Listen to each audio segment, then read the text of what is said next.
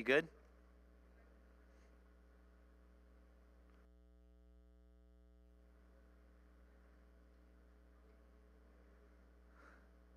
All right. Good evening, everyone. Thank you for your patience, and thank you for coming out tonight, and despite the snow. So I'm excited to share with you about Israel tonight. I love being in Israel when I go. It's just an amazing time where I can't even explain the feeling I feel when I'm in Israel. I just love being there. But let's start with prayer, and then I'll review with you what we're going to cover tonight. And then we'll look at some slides and a video and some slides, talk about the actual trip and things like that. So let's start with prayer. Father God, we just commit this night to you that you might be honored and glorified in it. Lord, our desire, Lord, is to learn about Israel and perhaps experience it. And we pray, Lord, that you would make it clear, God, if you want each person here to go or not, and that you would provide clarity on that and provide a way for that to happen. We commit tonight to you, the technology, all of it. Thank you. In Jesus' name, amen. All right, we're going to start with a video, if that's what we're doing next. Is that what we're doing next? Good. We're going to start with a video that Jordani's made about Israel. It's a brief video, but enjoy that, and then we'll talk.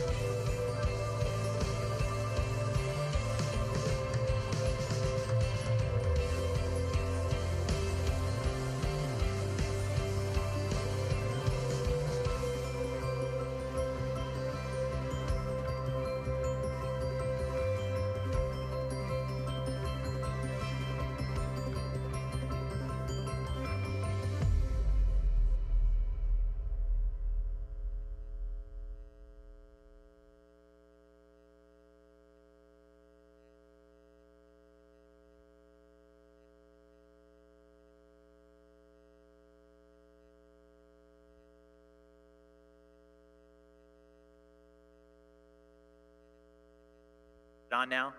You. All right. Yeah, if you need a brochure, just raise your hand. Someone will bring one to you. You're welcome to take that one with you. You can see our projected tour dates are at the top. The 12-day starting December 3rd, coming back on the 14th. The dates there, and then with the Jordan extension for 3 days if you opt for that as well. So typically in the past, about half of the group goes to Jordan and half just do the 12-day tour. And it is a day of traveling on each end of the regular tour, so to plan on that. Israel's not close. Do I have an echo?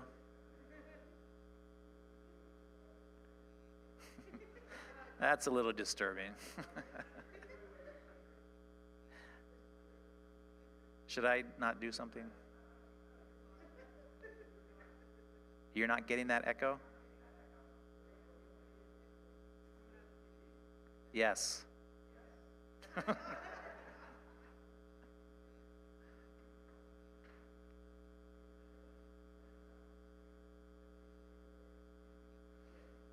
Are we good?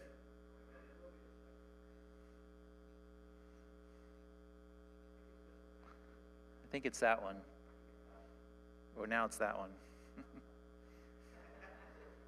Wow. You guys are getting the full tour of our technology today, aren't we? Okay. Yeah, so the tour dates are there. We typically go in December, and that is intentional on our part. The most popular time to go to Israel is the spring. Everybody wants to see Israel in the spring when all of the flowers are blooming and the countryside is more green. And what happens is everybody from every country goes to Israel in the spring. And what we've experienced in the past, what they've told me, I haven't experienced it, what I've been told is that when you schedule a tour in the spring, then you sometimes will wait in line to get to a tour site, sometimes 12, 15 buses deep, just waiting to exit to get out and then to be able to see the sights. But when you go in December is the season of transition. It's right at the end of the dry season, right before their winter starts and the rains begin. So it's right in that transition season, and the temperatures are a lot cooler. It's much more tolerable to be in Israel at the beginning of December than it is, for example, to be there in June or July when it's super, super hot. So we go in December, and it's a beautiful time of the year. Sometimes we see snow on Mount Hebron, or up in the north. You can see the snow-covered mountains from where we're at, but that's why we go in December. Now, we have some slides of the brochure that, Maggie, those would be the ones that you made. And if you look into the inside of your brochure, you'll see the exact places that we go on every day of the trip. Now, if you just look at the sheet as a whole, what you'll see is that there is a lot of places per day. It covers a lot. And so if you could put the first day up, actually. There we go. So depart, we arrive in Israel, and on the first day, Caesarea, Mount Carmel. Now, typically we try to arrive there in the morning. We try to arrive in Israel in the morning, and then we tour. You go straight from the airport onto the tour bus, and you tour the whole first day. And that may feel like that's hard to do because you don't get a whole lot of sleep the night before because you're losing all of that time getting there. But what happens is we get some touring in that day. We get to the hotel around 3 or 4 in the afternoon, and then you crash. And it helps to tour the first day to do that. But what we do is we go straight up the coast. We land in Tel Aviv, go straight up the coast to Caesarea. Caesarea is where Paul was in prison for 2 years under Felix and Festus. And then we visit Mount Carmel. I'll show you that. I'll show you some of those pictures here. And then you can see all of these names that you may recognize from the Bible. We hit all these places every day. Day 2, Nazareth, Megiddo. Megiddo was one of the chariot cities of Solomon. Capernaum, Magdala, where Mary Magdalene, where she was from. And then on day 3, we do an actual baptism where everybody can be baptized. We see Tel Dan, which is in the north. Caesarea Philippi, that's what all those caves that you saw in the video, the edge of the mountain. That's Caesarea Philippi. That's where the gates of hell are. where Jesus said the gates of hell cannot prevail against it. There's literally a place that they knew that they called the gates of hell. I'll show you that. Nimrod's fortress, the Jesus boat, Sea of Galilee boat ride, right? And what I want you to notice on all of these days is that we are hitting a lot of places in one day. And so some days that looks like getting on the bus, going to a site, getting off the bus, walking around, hearing the tour guide explain what it is, having a short teaching from one of the pastors that will be on the trip. Myself or Pastor Tom did it the last time, and then getting back on the bus. Sometimes the site involves walking, and sometimes you just get off the bus and go a short distance. But each day is different. There is quite a bit of walking that happens in some of the places, especially Tel Dan on day 4. Tel Dan there, it's a good walk up to get to the place where you can see Abram's Gate. So they recommend people that be able to walk 2 to 4 miles in a day. It doesn't happen all at once. That happens over the course of the whole day. So walking is required. If you can go to the next slide in the itinerary. So the first 6 days we're in the north, and then we go on day 7, we go to Jerusalem. We'll see the city of David, the ancient city of David. This is the very, very, very small part of Jerusalem where David would have lived. We go through Hezekiah's tunnel, visit the Jewish quarter. We then take a day trip from Jerusalem on day 8 and see Shiloh. Shiloh is where the tabernacle was it 400 years? I think 400 years, that's where the tabernacle, or 200 years, where the tabernacle was. Then we go to the Elah Valley where David fought Goliath. And then we go to the Israel Museum. Days 9 and 10 were in Jerusalem. We go all around Jerusalem walking. They drop us off by bus in the morning and pick us up at the end of the day. And that's a day of quite a bit of walking. At the end of that day, we're actually going to go see Bethlehem. Now, the things that are on this trip that were not on the last 2 trips that I was on are Jericho and Bethlehem and Abram's tent. Jericho and Bethlehem are in the West Bank. They're in areas controlled by the West Bank. And so we didn't see those the last 2 times I was there. I'm really excited to be able to see those. Obviously, we'll only go if that's safe, but that's what's scheduled this time. I've only driven by Jericho. I've seen the mount where it was by the bus, but that's it. So we'll show you some pictures of that. We schedule a free day in Jerusalem. That's nothing is planned that day. The guests, the tourists are welcome to go and do whatever you want on that day. Some people walked around Jerusalem. Some people went off on other excursions. So there's lots of options to do on that free day. And then the last day in Jerusalem itself is we retrace Jesus' steps through what's called the Via Dolorosa. We retrace his last days in Jerusalem. We go to the house of Caiaphas, the way of suffering. We go to the fortress where Jesus was tried, and then we look at the possible places where Jesus was crucified and then where he was buried in the garden tomb. We finish the tour. The last thing that we do is we have a service. We have communion in the garden tomb, or where they believe the garden tomb was. And that's what's scheduled for the 10 days of being in country. Again, 1 day of traveling on each end. For those that want to do the Jordan extension, then there's 3 more days of traveling. The rest of the group will leave to go home, and then those that are going to Jordan will cross over into Jordan and go to a hotel. We'll see Mount Nebo, Mount and Magda. Is that right? Magda? I don't know. I don't remember what that is. Jerash and Petra. Petra is the place in prophecy where Israel will flee to in the end when the nation of Israel is being persecuted in the end times. Petra, by the way, also is where I think 4 of the Star Wars movies were filmed. So anybody's a Star Wars fan, that's there. And then return home. We'll show pictures of that. So So the schedule is pretty busy. So being on a tour in Israel with us looks like getting up, eating breakfast around 6, being ready to be on the bus sometimes by 7. Sometimes you're not scheduled to be on the bus till 8, but it depends. Sometimes we need the full day to be able to hit all the sites. And then you're on the bus and go and see a lot of sites. It's the amount of places that we go to and the amount of information that you hear in one day is a lot. And it can be overwhelming. So you have to be ready for that, prepared for that. People are taking notes all day long.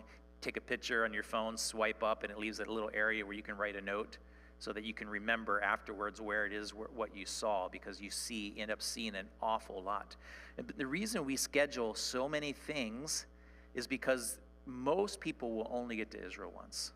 There's some, like Edna, that has been multiple times. Myself, I've been blessed to, I'm sorry?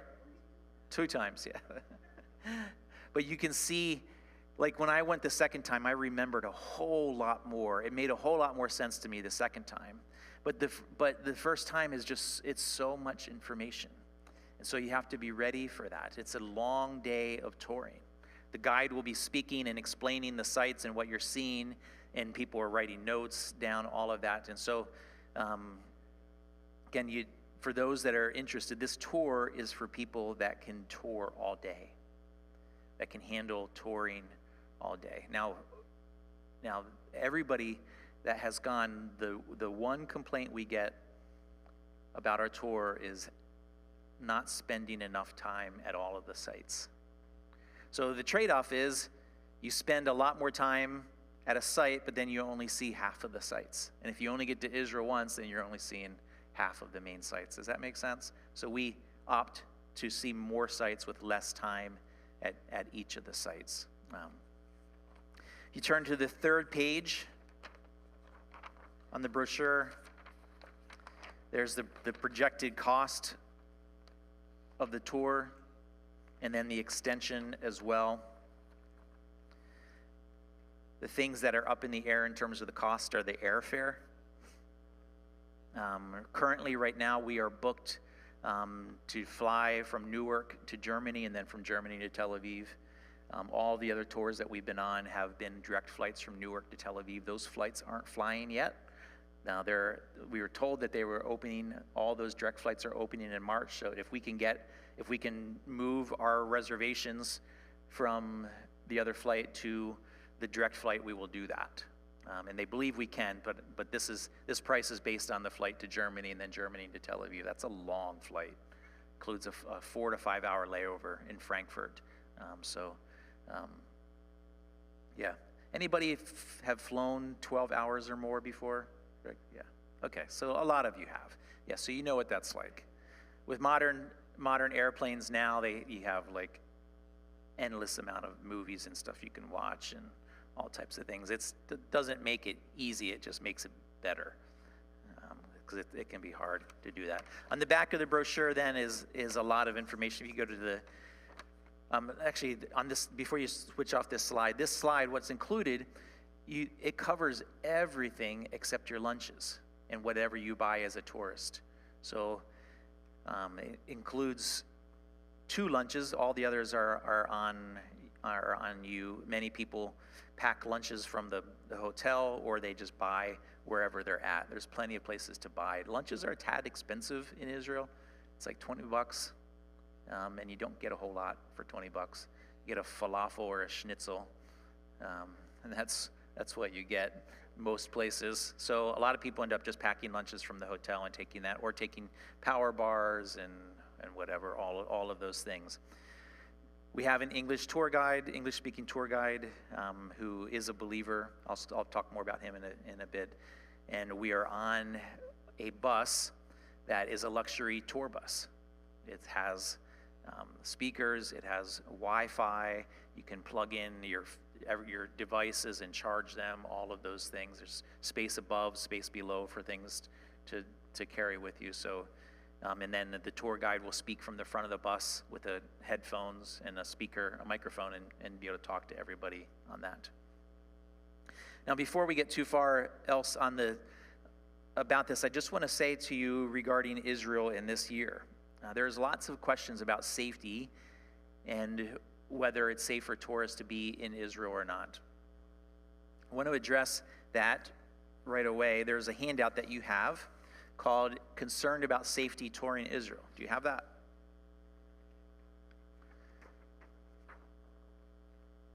You can look over that. But in Israel, they would not be bringing people there when it's not safe. They cancel tours. The Department of Tourism does not open the country when it's not safe to do it. And even this year, during all of the craziness that was going on in Israel, people running to bomb shelters in different parts of the country, right? The tourist industry was actually still open, and they handled it through just taking people to different parts of the country that weren't under pressure. So you can look. The other handout that you have is feedback. This is from June and July, or May and June of 2024, right? In the midst of when much of the craziness that was happening, and you can see that these are from people that were through pilgrim tours. So, encourage you to look over that. The safety issue, the safety concerns. We, of course, would cancel if we felt like it was not safe to go. I personally feel like it's safe to go, and we are 11 months out at this point, and as we progress more, we'll see how things are going, but it's looking very positive. Again, one of the indicators that things are looking positive is the airlines are opening up a lot more flights to Tel Aviv. And again, all the direct flights to Tel Aviv starting in March. So that's a positive sign, but we'll just watch as we go. But if you register, you put your money down, you start making payments, or you pay the whole thing. If the trip is canceled, then you can potentially lose your deposit.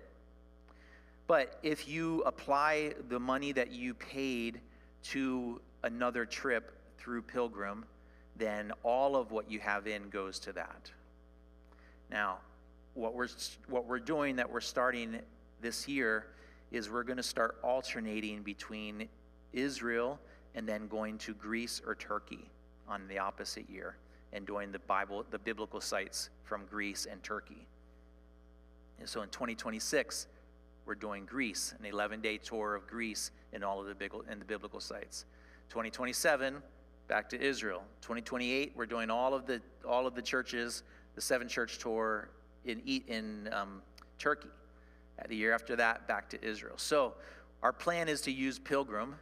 We're building a relationship with them. Pilgrim is out of Morgantown, not far from here. We were using a tour group on the West Coast that didn't work out as well as we liked it to. We're very pleased with Pilgrim Tours so far. So just another way that your investment, because $5,000's an investment, right? That your investment is secure. If things get canceled this year, then that can get applied to another trip. By the way, the Greece tour, 3 or 4 of the days of the 11 days are based on a cruise, on a ship, and visit sites off the ship. The rest of it is land-based. We'll get more information about that later. Any questions so far about all that you've heard? Michael.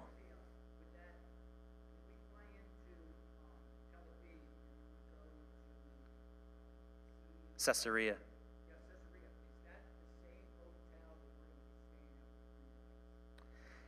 Yeah, it's actually going to be 5 nights, but yes. Or 4 nights, I'm sorry, yeah. Yeah, his question was it will be the same hotel that we stay at. Yeah, so we try to keep it to staying at one hotel, the same hotel up in the north in the Galilee area. And then we have 1 night of a hotel at the Dead Sea, and then 5 nights down in Jerusalem, staying at one place, one hotel in each of those places. The hotels are pretty amazing. The hotels that we stay at, they're all 4 or 5-star hotels. And what's included in the hotel staying there is a gigantic buffet for breakfast and a gigantic buffet for dinner. You almost eat too much. The trip it's a good thing you walk a lot, let me just say that. Yeah. Any other questions on that, on the tour so far? There's travel insurance available. Now, if you're considering going, you do need to have a passport. We have 10 months to get that. I wouldn't wait that long if you don't have a passport, but you do need to have a current passport. Your passport cannot expire within 6 months of the tour date, of the first flight date. So make sure you check your passports if you're interested on that. All right, so what's the next slide in that series then? Payment schedule, reservation, deadline, August 15th is to have your reservation made, and then final payments due by September 24th. You can see there how the cancellation policy works. For canceling, again, you can roll that forward to another trip. Yep, Heather. Yeah, that's a great question. Heather asked, what time do you get back every night? So most days we're back around between 4 and 5. Yep, and then dinner runs from 6 to 8:30 or something like that, 6 to 9.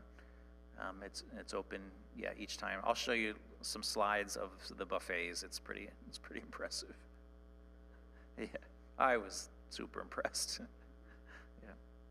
Next slide. Is there another one?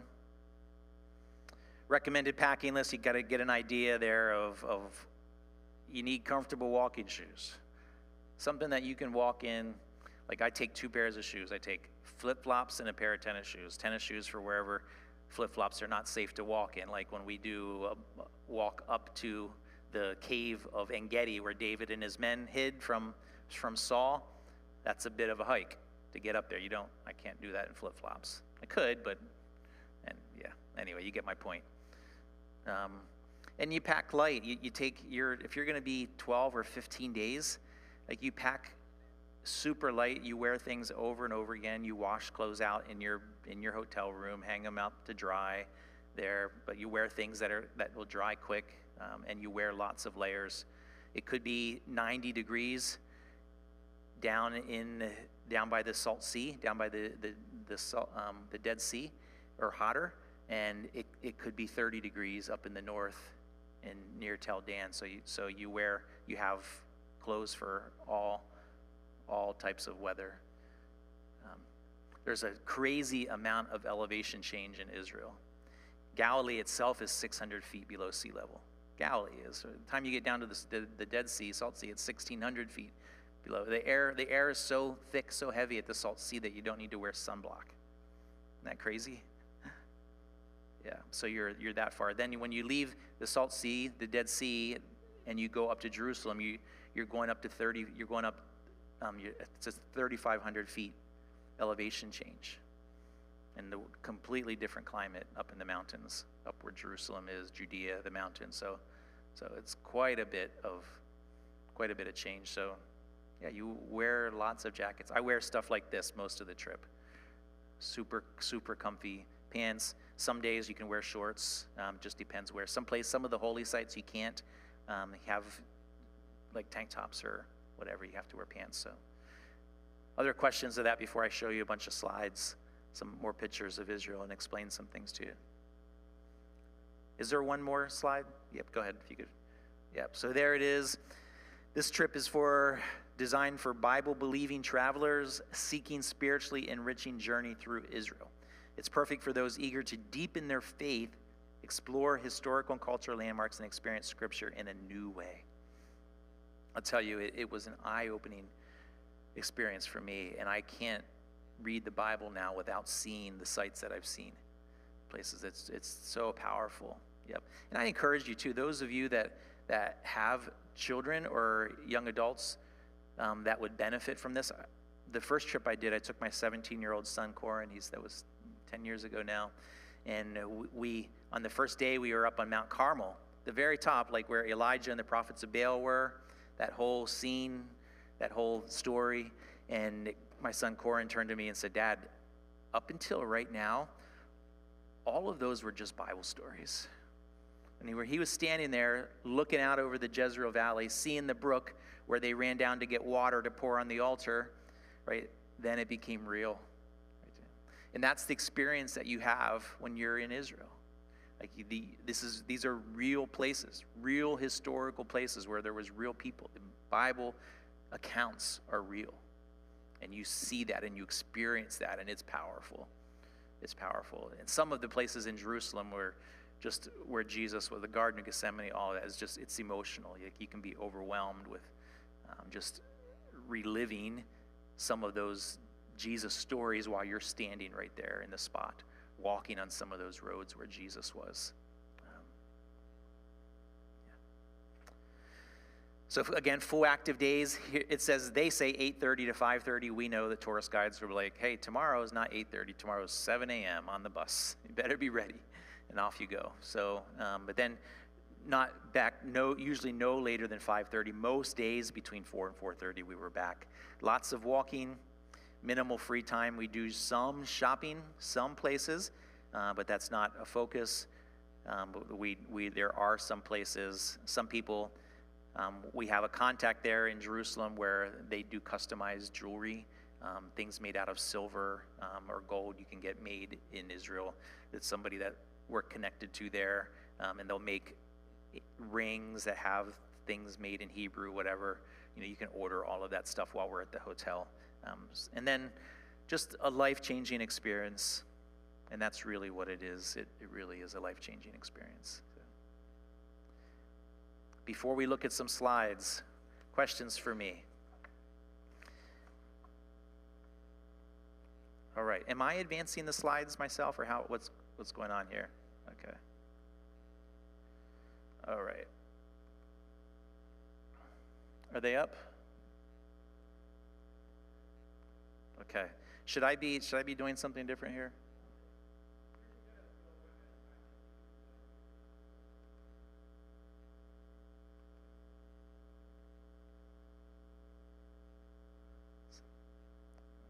If it's not obvious to you guys already, I'm not tech savvy. Just full disclosure here. All right, so what you're looking at, if Jordani's or one of you guys wants to come up here and help me get this to full screen, I'll start talking in a while. So this is Caesarea by the sea, Caesarea Maritime. This is right up the coast from Tel Aviv. This is some of the ruins where Herod had one of his many, many castles. Places that he lived. And what you're looking at there is one of the pools that he had by the water. Oh, is that easy? It's amazing.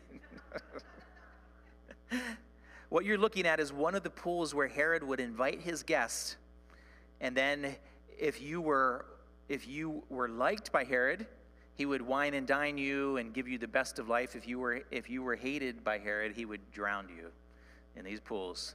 For real, that's what happened in those pools. The big white stone in front of it, that is actually a mosaic. And all over Israel, there's these amazing mosaics where they take tiny pieces of pottery or white or different colored stones, and they make beautiful pictures or beautiful imagery. That's probably 20 feet wide by maybe 30 feet long, that white stone that you see there in the front. I'll show you some more detail of that. This would be looking west, looking towards the United States, looking west from the Israeli coast there at Caesarea. This is, again, looking at Caesarea, all of the ancient ruins there. The very furthest tip where the flag is that you can see there, that is where it's believed where Paul was in prison. He was in a dungeon below at the bottom of that castle. And yes, the water is that clear. It is that pretty. You can see one person there is in short sleeves. So it's a beautiful day there. This is our hotel. By the way, a lot of these slides aren't going to be necessarily in order. So again, my lack of savviness here on that. But this is the quality of the hotels that you stay in. This is it. This is right on the Sea of Galilee. This is called Guy Beach, and I think we're scheduled for that one again. And this is right at the hotel. This is looking out at the Sea of Galilee. You're looking at the mountains in Jordan from there. You can look across the Sea of Galilee, and there's Jordan over there. And at night, you can see the lights of Amman. You can see way up in the mountain. You can see them shining when it's a clear night. This is Magdala, and Magdala is where Mary of Magdalene was from. So there was a synagogue there. I'll show you that. Lots of mosaics. Oh, this is out of order. I apologize. Capernaum, which is the town of Jesus, on the Sea of Galilee. Magdala is right on the Sea of Galilee, and you see Pastor Tom there in the middle with the white hat on. Does my cursor show up a little bit? Yeah. So that's Tom, and most of the sites that we go to, we do a short devotional. We share a story that happened there, and then some applications from that. So people take their Bibles. You can see the person, they take their Bibles, or they write down notes, things like that. Again, in Magdala, this is where, back at the time of Jesus, the water of the Sea of Galilee came up this far, and this is actually the harbor of Magdala. This is where they would have brought their boats in, where Jesus and the fishermen would have brought their boats in and brought them into the harbor. These are some of the tanks that were filled with water in Magdala, where they would have sorted the fish before they went to market. So think of Peter and all of the disciples that were fishermen. And when they brought their catch in, the different types of fish were worth different amount of money. So they sorted the fish before going to market. This is right down the coast from where Peter and James and John were. This is still in Magdala. This is one of those mosaics. You can see all the tiny, tiny little pieces of stone that they made mosaics with way back then. This is all from first century, the time of Jesus. Not quite sure why I had that picture in there. Oh, I know why it was. Because Israel is a place where you can get 3% milk. See that? 3% milk. Everything else is in Hebrew. I don't know what it says, but I was interested. This is Galilee. Tiberias is actually the name of the city. And this is Tiberias at night and Tiberias on the Sabbath. Do you see anybody in there? No, it's the Sabbath. There's nobody's there. From sundown to sundown, as we talked about this morning, is the Sabbath, and all the shops are closed. So I left the hotel, went for a walked up through the town of Tiberias, looking for a coffee shop. There wasn't anything open. But that's what the city of Tiberias. Tiberias, by the way, is one of the cities of the Decapolis. Tiberias is the city that Herod started building right before the time period of Jesus. And it's where, when Jerusalem fell, it's where in AD 70, it's where everybody that was in Jerusalem that had any money or power to get out, it's where they all went to, because Jerusalem was destroyed in the south. Tiberias, the ruins of Tiberias are everywhere. Literally 10 inches below the parking lot of the hotel we stay in are ruins of Tiberias. More of Tiberias. This is called Peter's boat, or it's the first century boat. There's a fascinating story about this.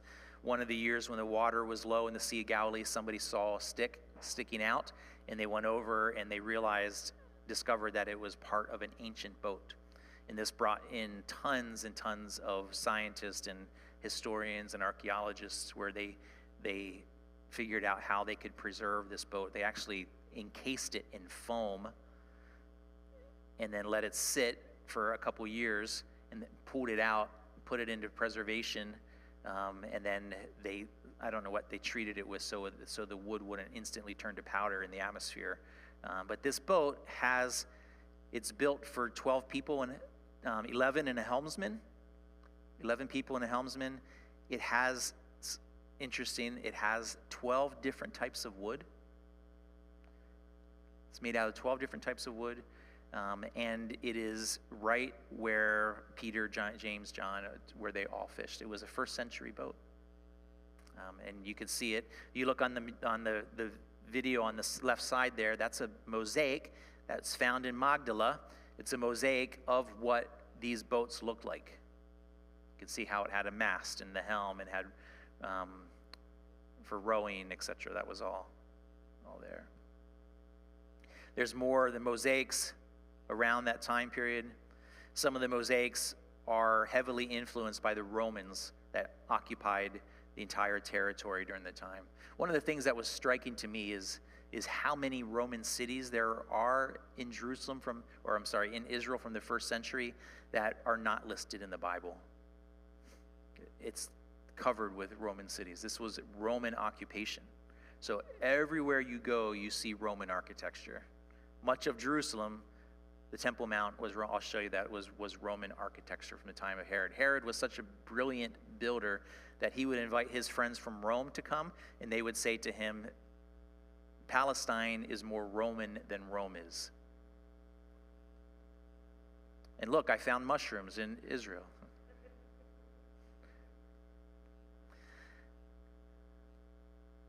This is the Jordan River up near the mountains of Tel Dan. Jordan means flows from Dan.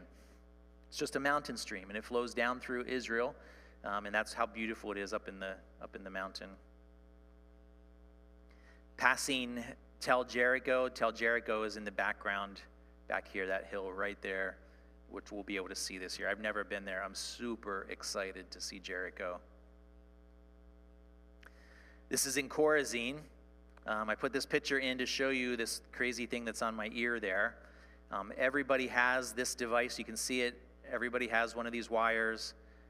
And what the tour guide does is when you get to a site, all the tourists can walk around and look at things, but the tour guide talks and tells everybody what it is that you're seeing. You don't have to stand around in a huddle. Sometimes you do, but most of the time you can just walk around and look at things and listen to the tour guide while they talk. And then when we as pastors, when we teach about those sites, then everybody can hear that as well. You hear through the device. It's called a whisper device. They provide it. It hangs on a lanyard around your neck. They keep them charged for you overnight. Again, more pictures of Chorazin here. This is where one of the places where Jesus said, "Cursed be you, Chorazin," that passage. I don't remember exactly where that is, but this is where Jesus would have stood. Those are original stones where Jesus would have stood. Even though it's the beginning of winter in Israel, there's flowers everywhere. It's beautiful that are in areas where there's water. In the desert, there's not, but other places there are. This is Caesarea Philippi, and what you're looking at, that cave there, is called the gates of hell. Literally, that's what it's called back then. So when Jesus said the gates of hell will not prevail against it, they were standing there with the disciples, and this is what they were referencing. This is a cave, and their belief back in those days, the pagan beliefs of the Romans, was that it was the portal to the underworld. It was a portal to where the demons came out. And so this is that place. You can see carved into the side of the mountain, you can see places where they had their pagan statues there. There'll probably be more pictures of Caesarea. In the background there, this is called Abraham's Gate. It's believed that Abraham would have passed by here, walked past this site. This is expected. They think this is 3,500 years old, and those are, yes, original bricks there. You can see they covered it to keep it from deteriorating more. But if you look here at the bottom, this is what Abraham's gates would have looked like. What you're looking at there, what you're looking at here, is this gate here. Oop, what am I doing wrong here, guys? There we go. That gate right there. And this whole mountaintop here with all of these houses inside, that is called a tell, T-E-L, tell. And it simply means hill. And this region is so old that these are man-made hills. In these hills, these tells are made because one civilization gets built on top of another civilization, on top of another civilization, on top of another civilization. Year after year, or generation after generation after generation. When one civilization gets conquered or they rebuild, they just build on top until there's these massive hills all over Israel that are man-made. It's particularly obviously when we get to Bet Shean. I'll show that to you. Oh, more mushrooms, no surprise. This is on the Syrian border. This is as far in Israel as you can go. Everything green that you can see past that, you can see that wall, that's Syria to the right, Lebanon to the left. We're right at the divide between the two countries. It's unsure whether we would be able to go that far north when we go in December, simply because of all the conflict, but who knows, 10 months from now it could be a lot safer. Oh, there's the fox that we saw. This fox was crazy. It walked right up to us. This is inside one of the Crusader palaces. There's a massive Crusader palace that we get to visit. If you remember the Crusaders, that spanned, anybody remember how many 100 years Crusaders spanned? I don't remember that from history. Several hundred years it spanned, where the Crusaders were in and out of the Holy Lands, trying to protect the Holy Lands from what they considered to be evil. You get to walk all through one of those Crusader palaces, or Crusaders town. The next couple slides are how they pressed oil or olives to get oil out of them. There's several different types of presses to do that. They would fill these baskets full of olives, and then they would press it. On the end of this big giant log are heavy stones to weigh it down. There's the stones that are connected to the log, and the press, how they press the olive oil.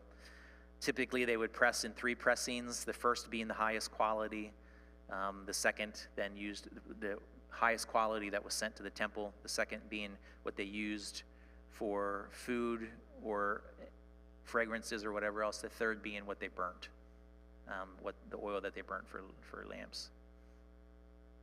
You can see all of the olive trees in the background here. This is in actually the YMCA property in Nazareth, what we're looking at here, and they did a recreation of what early Nazareth would have been. They believe this is about 200 yards from where Jesus, from the tiny little village of Nazareth from the time of Jesus. But everywhere you go in Israel, there's olive trees. Everywhere you go, you see olive trees. These little spots that you see here, these are vats where they're growing grapes, and then they would put the grapes in these vats, and then they would go in there bare feet and step on them and squeeze the juice out of them with their bare feet, and the juice would run from there down into one of the vats where it would be collected. You might know this, but the reason they did it barefoot is because shoes would crush the seed inside of a grape, but because the tiny amount of skin that you have between on your foot, between that and the bones, it's just enough that the seeds of the grape won't crush when you step on it with your bare feet. So that's what they did. And they had their dances, their Jewish songs, all of those things that you can kind of picture in your head. That's what they would do during the celebration time when they were pressing grapes. More on that area. There are places where there's ancient coins. This particular one is owned by our tour guide, and he said, we are not leaving this spot until he gets that back in his pocket. You can buy ancient coins there. They're incredibly expensive. The government there is very, very protective of their ancient coins. This is Bet Shean. This is one of the Roman towns, one of the Roman cities, and it is gigantic. I'll show you that in a second. I'm sorry. This is out of order. This is back at the YMCA property in Nazareth, where they did a lot of reenactments. The foods that they had, things that they made. Somebody making pottery. This is looking out over the Jordan Valley below the Sea of Galilee, looking across into Jordan. It's out the bus window, that's why it's a little fuzzy. But this is Bet Shean. Now this is a massive site, and it's impressive. These are people down there, all those little dots. And I'm standing on the tell. I'm standing on the hill that is built several hundred feet up because of generation after generation after generation of civilizations there. I'm looking down on this gigantic Roman city. You can see the Roman columns. You can see the roads through there. Here's the Roman columns. Much of this is all mosaics. You can see where they had some of their political things. This in the background is an amphitheater. This is one of the famous Roman baths. They would put, these are all hollow underneath, and this whole entire area would be full of water, and they would light fires underneath, and the hot air would go up inside these tubes. These are like the size of a stool, and then all of the Roman wealthy people would get in these pools that had the heated water, and they had that year-round hot heated pools. And these Roman pools are everywhere in Israel. You find them, you see them everywhere, because the Romans took over completely the entire area. By the way, men and women in these, it was incredibly sexual. All that, just imagine that. Again, more pictures here of Bet Shean, and you can get an idea of how large that hill is from there. These are steps that go up there. I think, anybody count that? Jordanis, do you remember 180 or 90? It was quite a bit of steps to get up there. So you can walk up there. By the way, that tree up there, next to it right here, that is the tree where in the movie, the musical Jesus Christ Superstar, that's where it was filmed, up here at the top. Not that that's of interest to you, but just to give you an idea of what that was. And this is where Saul and his son's body were hung after they were killed by the Philistines. In the one battle, their bodies were hung on the wall. The men of Israel went and took their bodies down. This tell was actually higher, but the Department of Archaeology in Israel, they lowered the tell down to the time period of Saul, so that they could do excavations at that level. This is En-Gedi. This is on the road up to this is where David and his mighty men were hidden from Saul. This is part of the pathway up there from down at the road. This is on top of Masada. Masada was the Roman fortress that Herod had built that was later used by the Jews. They overpowered and took over that fortress at top, and that's where the famous stories of them killing themselves so that they wouldn't be taken by the Romans. That's looking from Masada. And to give you an idea of when the Bible says Judean wilderness, that's wilderness in the background. Like, it's real wilderness. This is the Salt Sea. This is looking at one of the hotels. There's about 10 different hotels in a row on the Salt Sea, the tourist area. Getting there, if you do go into the West Bank, if the bus goes through the West Bank at all, then they come on board and inspect when you go into the West Bank and when you leave the West Bank. It's just part of their security. It's for your safety. It's a little bit daunting at first. The first time I was like, ooh, what's going on here? But then I realized actually it was for my own protection that they did it. But it does say something, that they are very vigilant about what the potentials could happen. Now, Israel to this day has still not lost a tourist that was there through a tourist agency. Now, all that happened on October 7th, and the Americans that were taken and killed there, they were part of that festival that was going on there. But to this day, they still have not lost. Israel has not lost a tourist, an American tourist there that was part of a planned or scheduled tour, which speaks highly to how much they put into protecting tourists and tourism industry. This is one of the sites where they believe Jesus was doing baptisms. The water is muddy because now it flows through a lot of farmland, and where places that have been stripped of all of the trees during the 700s. So it's muddy water now on the Jordan River. But this is where they believe Jesus was doing baptisms, where John the Baptist was doing baptisms. I apologize, John the Baptist. This is looking at Qumran. If you see in the background here, these are caves. And these caves are where, those little spots are where scrolls were hidden. And there's caves all over the place there. I have better pictures here in the future I'll show you. This is one of our guests that went with us. You can see the waterfall of En-Gedi. The cave is right back here. One of the caves that would have been large enough to hold David and his men. And I show you this picture because Stan on our group used a cane. This was a cane that had a built-in seat with it, and he made it up to En-Gedi. Anywhere he wanted to stop and rest, he had this cane that had this built-in seat three-legged thing that popped out, and he took that everywhere he went. So he made it up there. He was able to do that. There's more pictures of En-Gedi, the waterfall. That's probably 30 yards high, something like that. The picture doesn't really capture it very well. Looking down, En-Gedi, these are people walking back down to the bottom where our bus was. It's just gorgeous. It's one of my favorite places there. The cat that you saw in Jordani's video, there are cats everywhere in Israel. I don't know why, there just are. So of course everybody takes pictures of cats. These cats are in the Garden of Gethsemane. You can see the mom with the two little with the kittens, the same color eyes.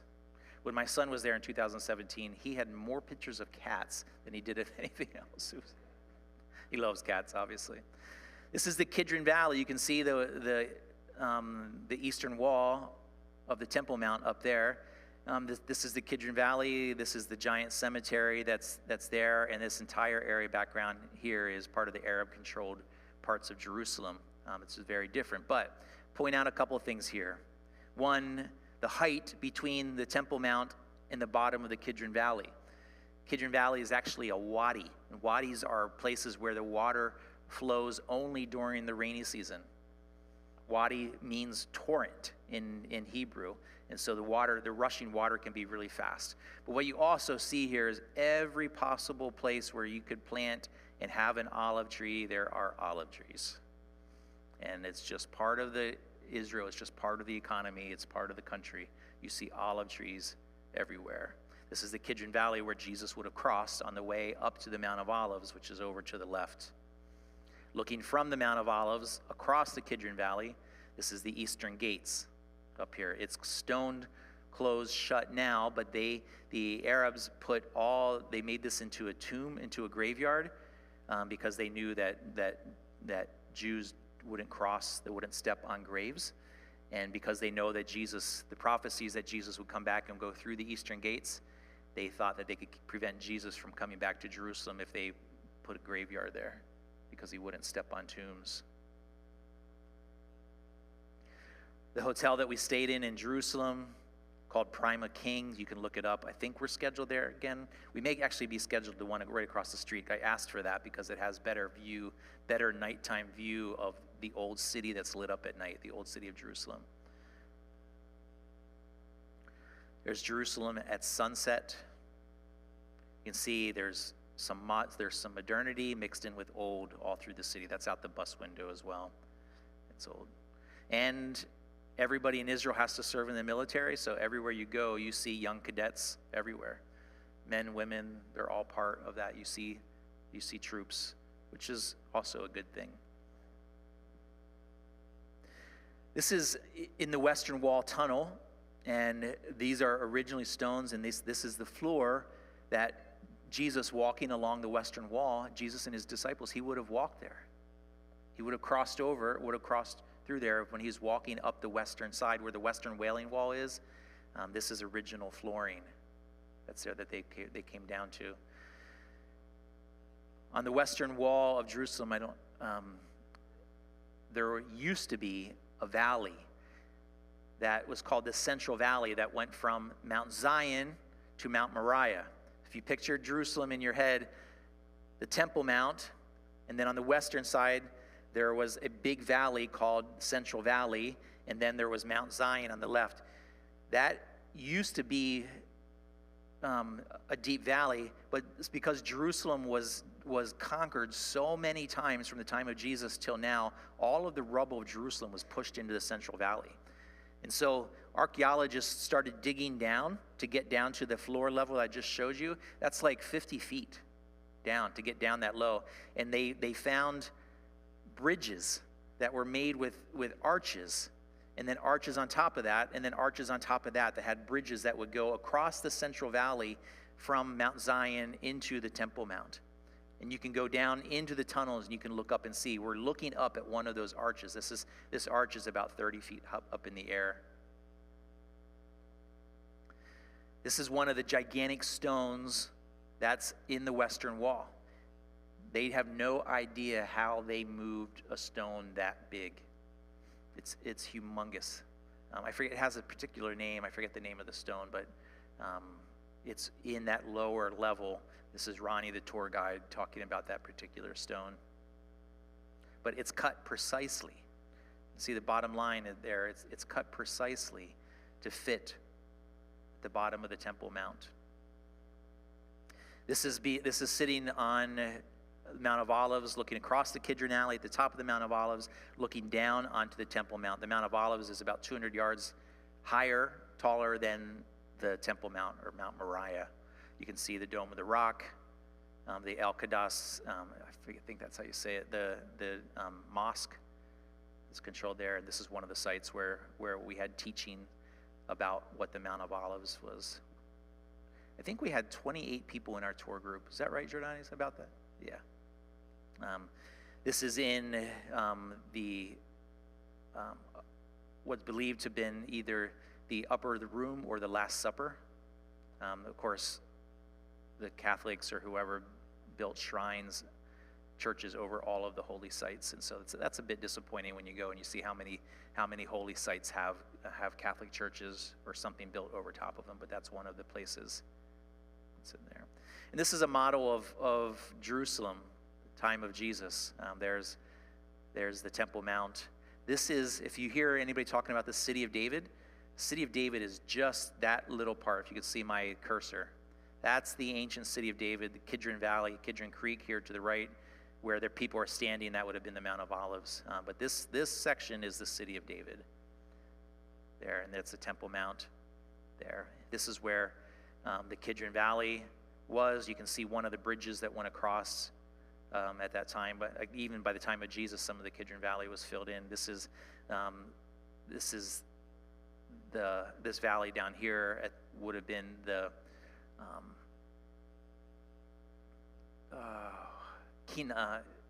what was the name for that Jesus used for hell? Gehenna. Thank you, Gehenna. This is Gehenna down through here.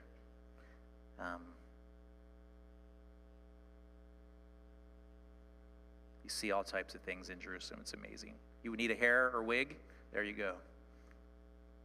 If you just happen to lose yours while you're on the trip, that's good to know, right?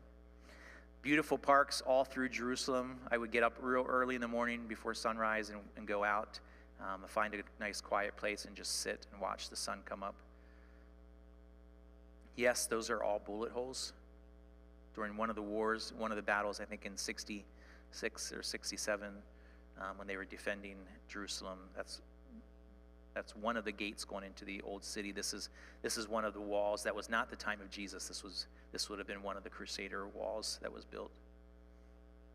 But Jerusalem is safe to be at night.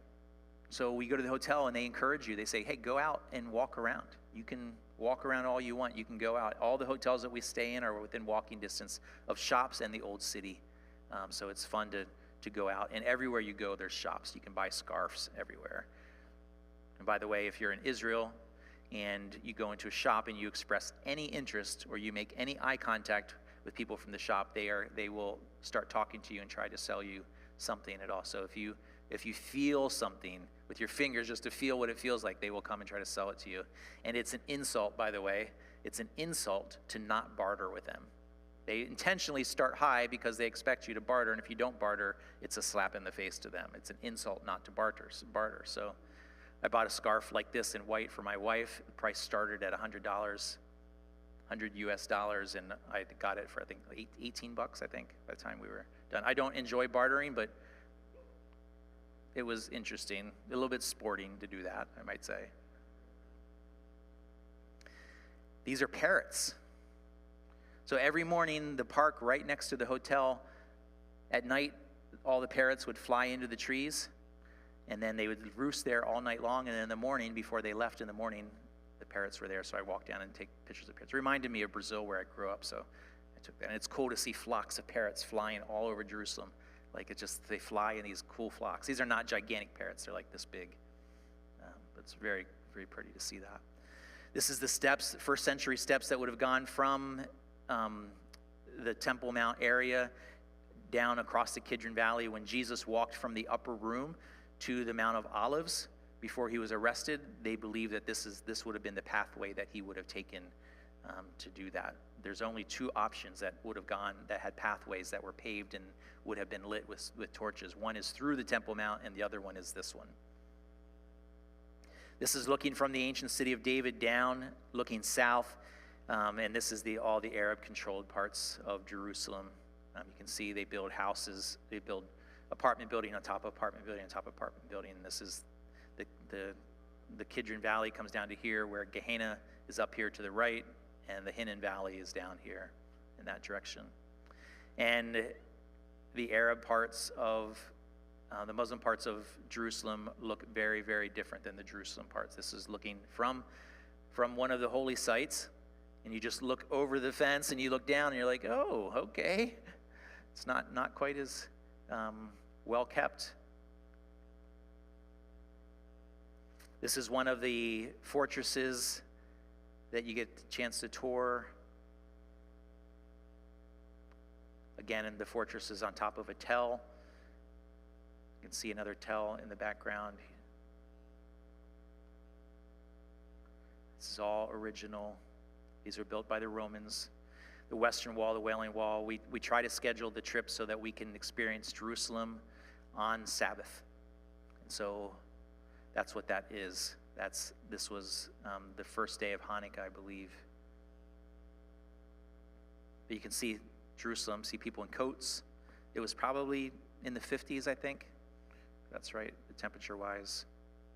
Now, I got in trouble for taking this picture, so you guys are fortunate to see this. The security guards told me I had to put my phone away. Because you can't have a phone out on Sabbath at the Western Wailing Wall. Here's again. See if this plays the audio. No, it doesn't. I wanted you to hear all the singing that was going on there.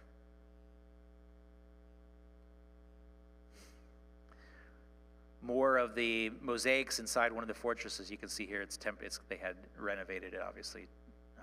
Inside one of the fortresses, more mosaics. Or these are frescoes. I'm sorry, not mosaics. Frescoes.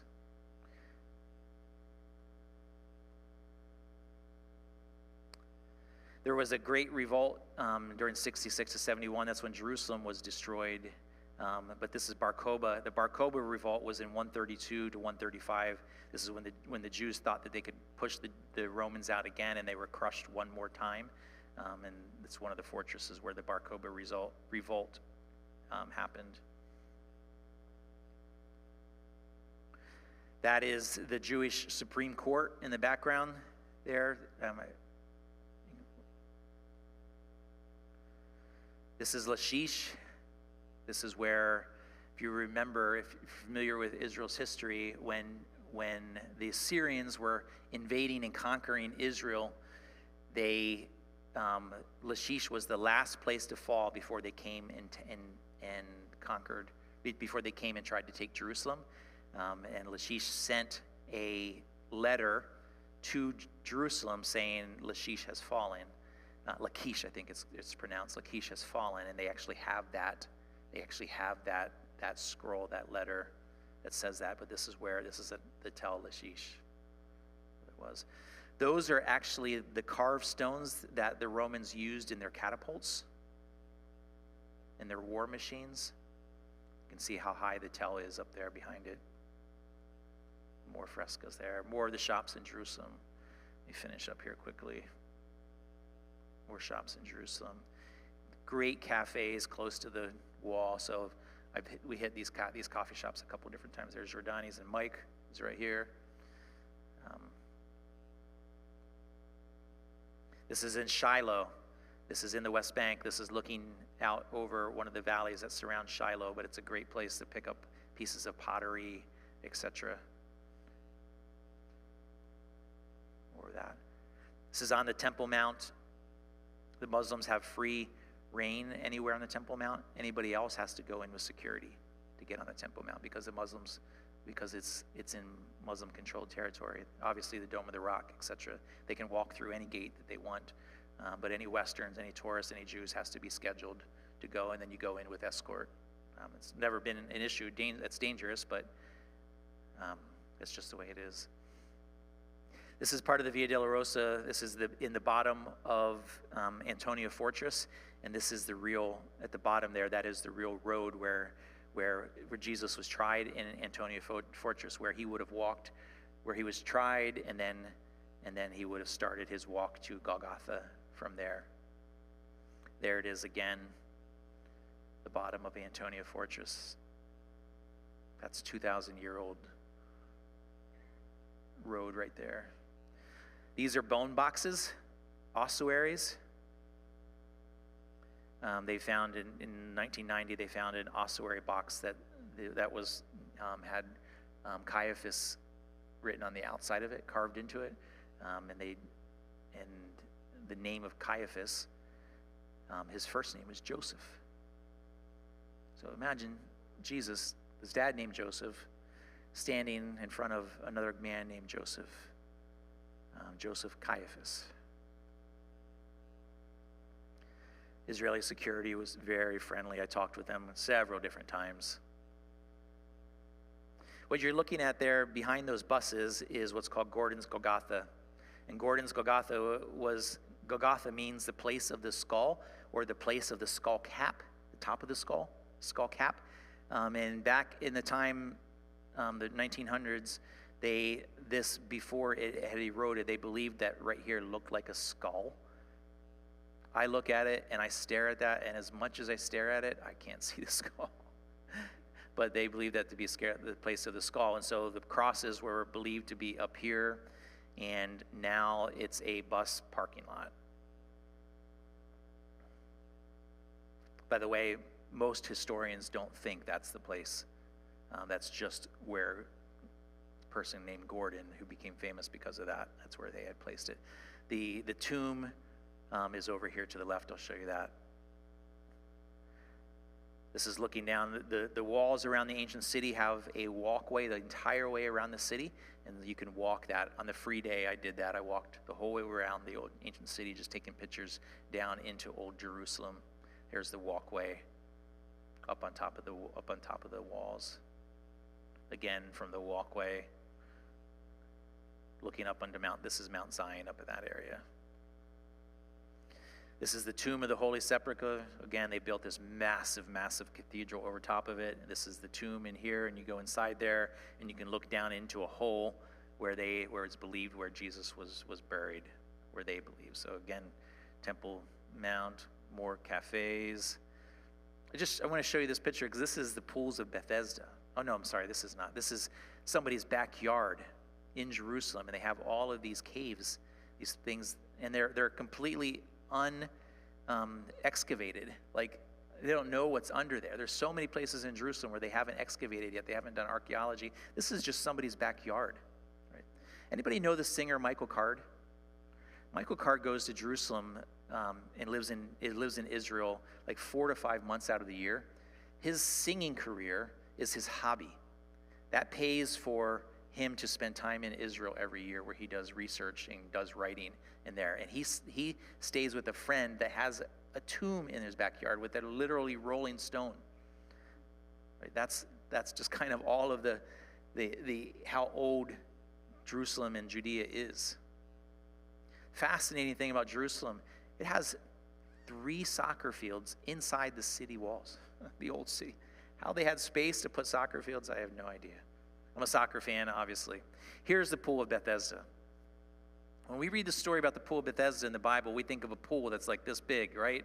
You think of a little circle thing where people got in when they needed to, and there was the 5 porches around it. Pool of Bethesda was enormous.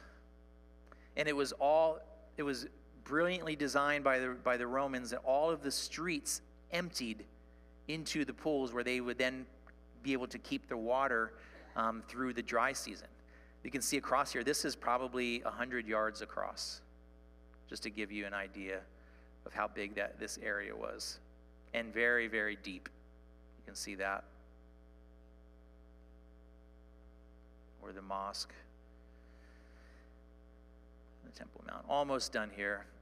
These are the ritual cleansing pools, and this is most likely where Pentecost, on the day of Pentecost, where they would have baptized all the new believers. It's the only place that could have accommodated all of them. And during that time of Pentecost, all of these pools would have been filled with water for the ritual cleansing. And so when Peter baptized, when all the people, the 3,000 that came to the Lord on the day of Pentecost, this was the only place that would have accommodated that many people. All, as far as you can see, there are mikvahs, ritual cleansing pools. This is the pool of Siloam. Since we were there in 2022, all of this to the left was excavated, and now you can see the full pool. And this is where Hezekiah's tunnel, what Hezekiah's tunnel drains into. It's a really, really cool site. So if you think of the pool of Siloam, again, being small, it was a gigantic pool with steps going down into it.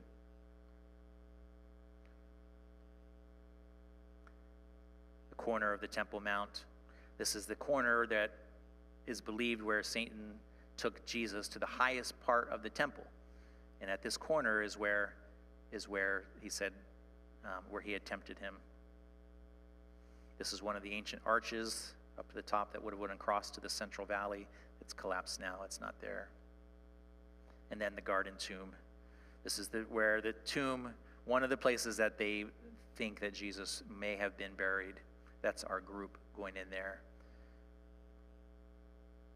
You can't get to Israel without flying. It's just the bottom line. You have to fly to get there.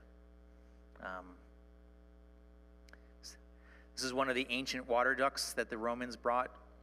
The Romans brought their occupation into the area, but they brought a lot of technology as well. And we'll close here with this. They brought aqueducts into places that didn't have water. And these aqueducts are gigantic. You can see right there to the right, that's a person that's standing. You can see it there. That's a person standing in there. That's my son there. This is right up from Tel Aviv. They had siphon technology to get water over the mountains into the areas that didn't have water. Think about that, 2,000 years ago. They had tubes that were sealed enough that they would be able to create siphon suction and get the water over hills down to places that it didn't. And it was on these ancient aqueducts. There's several different places in Israel where you can see the engineering that they brought. Here's the food I promised to show you. I forgot about that. The buffets. They'll make you breakfast, make you omelets. There, every type of oil you can imagine, every type of olive you can imagine. Anybody like oiled fish for breakfast? Vegetables, desserts, all types of. Those are all different types of olives. Garlic stuffed off is amazing. All right, there we go. We'll stop there. Questions, guys? I've been showing you a ton of slides here. What questions do you have about the Israel trip that we didn't cover?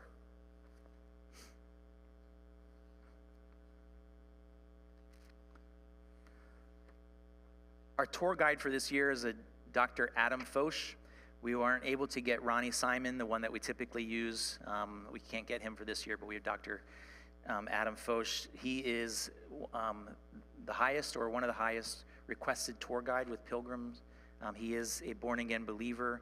Ronnie Simon, that we typically use, is not a believer. Ronnie is a deist, but he's not a believer. He's this tour guide is that'll add a little different dynamic to the trip. This guy is a historian as well, not published like Ronnie Simon was, but he's a historian, and he's lived in Israel most of his life. Any other questions that you guys have before we close? So if you are interested in the tour and you didn't fill out the sheet, please do that. Please put your name down so we can send you information. Everything that you need to get started is on here. They have a website just for us that you can click on where you can register if you're interested in going and putting your deposit down for the trip. That's how you get started. The prices that are here are based on 20 people going. If we have 30 people that go, it's obviously a couple $100 cheaper just based on numbers. But we're hoping for about the same as we had last time. We're hoping for around 30 people to go. And usually, again, about half of those go to Jordan. Other questions? If you're American, you do not. Yeah, they provide the documentation that you need. Yeah. The question was, do you need a visa for Jordan?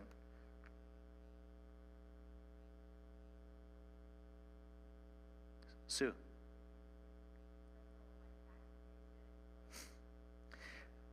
We haven't, the question was, do you need any special vaccinations or anything? We haven't in years past. Those things would be listed on Israel's Department of Tourism if it was needed, but we never have. Israel is amazingly clean. Like, yeah, there's not malaria or cholera or those types of things like you would find in other countries.